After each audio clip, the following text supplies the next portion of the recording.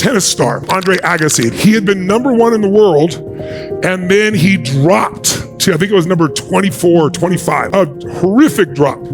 He couldn't do anything right. And then he sprained his wrist. And years later, when he wrote his biography, he said he was actually thinking of quitting tennis back. So I asked him questions, and he started telling me his problem. My problem is my wrist, and I can't do this, and I did this, and I trained that, and father this, all these stories. Because by the way, when you're in a lousy state, guess how you stay there? You come up with all stories about why you're there. She did this, he did that, I didn't do that, this didn't work out. That's what we are, we're storytellers.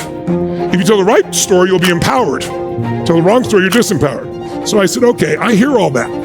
I hear you're frustrated. I hear nothing's working. So let me ask you a question. I said, have you ever hit a tennis ball perfectly? Close your eyes and step into that moment when you hit the tennis ball perfectly, and then do it again and again in your mind. And all of a sudden, gradually, he starts, his eyes are closed, he got this smile that becomes a big smile. I said, okay, open your eyes. I said, so, here's my question. How'd that feel? Well, it felt great, of course. I said, here's my question. Were you ever thinking about your wrist? He said, no.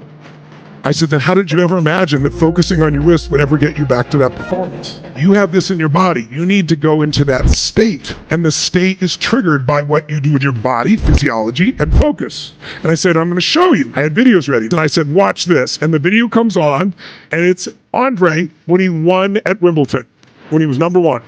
And here's what you notice. He walks out on the tennis court like this. He goes, like a tiger. And he takes the ball and he goes, boom, boom. And while he watched the video, I'm watching him, he starts smiling from ear to ear. I said, do you remember that moment? He goes, oh yeah. I said, first of all, notice how you walked. You didn't walk, you were like prowling, right? And then you bounced the ball like this. I said, but now, when you were looking at him, there was an intensity in your eyes. Do you remember what you were focusing on? He goes, I remember the moment like it was yesterday. I was looking at him and I was thinking, why did you even show up? So he had total certainty. But now, I'm not certain. So here's the point. He had the skill, but he wasn't using it because he was in the wrong state. In the wrong state, you come up with every reason, every excuse, every problem, and then it keeps you there.